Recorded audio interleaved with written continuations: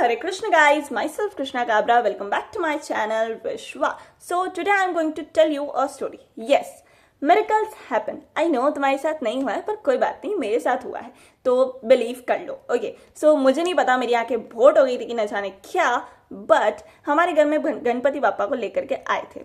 तो what happened कि सबसे पहले तो वो आए, हमने उनकी बहुत सेवा पूजन आराधना करी, उनसे दिल से सारी बातें कही एंड यू नो ये 10 दिन इतने जल्दी निकल जाते हैं ना कि इतना बुरा लगता है ना यार, बप्पा क्यों जा रहे हो. बट ऑफ कोर्स विसर्जन है तो जाना ही पड़ेगा बप्पा ने. तो हम सोचते हैं कि ठीक है चलो कोई बात नहीं, लेट हिम गो. तो उसके बाद में क्या हुआ कि हम लोग जैसे ही गणपति विसर्जन के लिए रेडी हुए ना, तो हम लोगों ने क्या करा कि हम लोग गणपति बापा को मस्त सिंहासन पर बैठा करके एकदम उन्हें कार में ले जा करके और मस्त नदी के किनारे गणपति बापा का विसर्जन करने गए. तो हमने देखा कि कुछ जने थे जो मतलब ऐसे तैर तैर करके जो है विसर्जन कर रहे थे. तो सबसे पहले मेरा ध्यान गया एक पे. तो मैंने देखा कि जैसे ही एक जने को मूर्ति दी गई है भाई, उसने मूर्ति को उठा करके फेंक दिया. मैंने कहा भाई, मैंने कहा नहीं नहीं पापा इसके साथ नहीं भेजूंगी, इसके साथ तो नहीं भेजूंगी. तो मैंने कहा चलो छोड़ो इसका यार बढ़ने दो. हाँ तो फिर आफ्टर दैट व्हाट हैपन, मेरे पापा को मैंने बोला कि पापा आप ही करो और आराम से करो, ठीक है. मेरे पापा ने बहुत अच्छे से मूर्ति का विसर्जन किया, ठीक है. एंड देन हम वहाँ पे ऐसा देख ही रहे थे कि तभी मेरे पापा बोले कि बेटा तुमको यहाँ रुकना है या नहीं रुकना है, क्योंकि मैं और मम्मी तो जा रहे. तो मैंने कहा देखो ऐसा है, थोड़ी देर तो रुकना है, बप्पा के पास बप्पा की मूर्तियों का विसर्जन देखना है, तो प्लीज़ हमें थोड़ा देर रुकना दीजिए. तो पापा मान गए. तो हम बे लाइक कि ओके फाइन.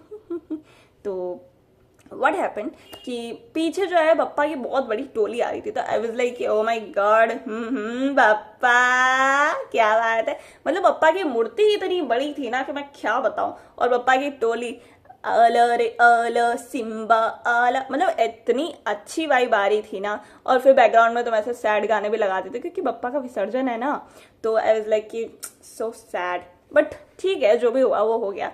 बट मैंने वो लोग आए, मुझे अच्छा लगा, ठीक है. बट वो लोग जब गए ना तो मैंने कहा भाई इससे अच्छा तो तुम आते ही मत, क्यों आए तुम. पर क्या करें, वो आए और गए और मुझे एक सेकंड में पूरी दुनिया रिवॉल्व हो गई. पता है क्यों?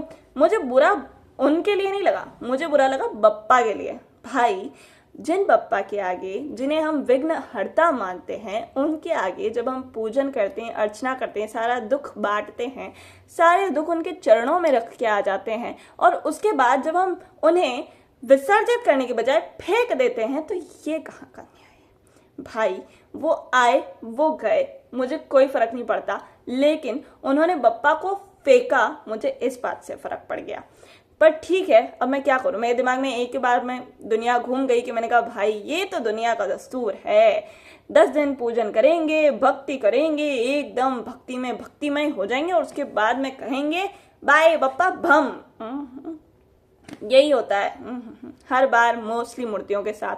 पर ठीक है, फिर मैं और मेरी बहन वहां से गए एंड हम थोड़ा आगे चले गए. हमने कहा कि यार अब क्या करें, तो मैंने कहा यार कैफे में चलते हैं, कैफे में मजा आएगा. तो हम लोग कैफे में गए.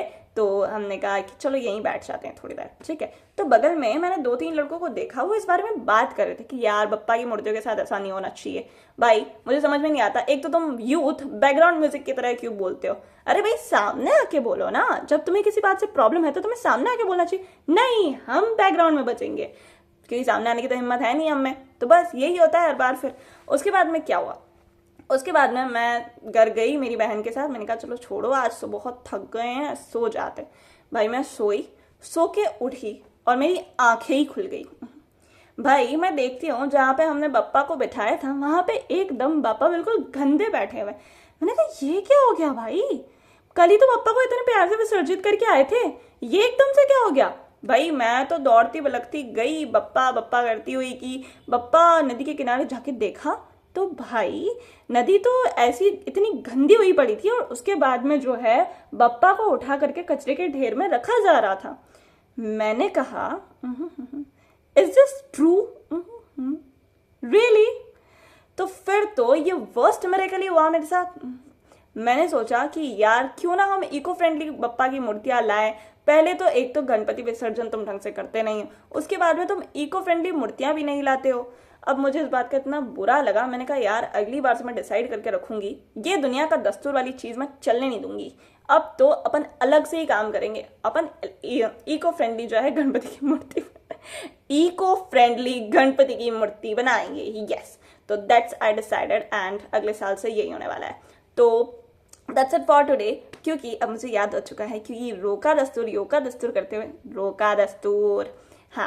रोका दस्तूर करते हुए मुझे याद आ रहा है कि कल मेरी बहन का रोका दस्तूर है और अगर मैंने तैयारी नहीं की तो बगल से ऐसा झूठा पड़ेगा ना कि वो संभाले नहीं संभलेगा। इसलिए टेक केयर, ध्यान रखिए अपना, सही से गणपति विसर्जन कीजिए एंड यस, मुझे जाने दीजिए वरना मेरी वाट लग जाएगी। बाय, जय Shri Krishna, thanks for watching. Hare Krishna.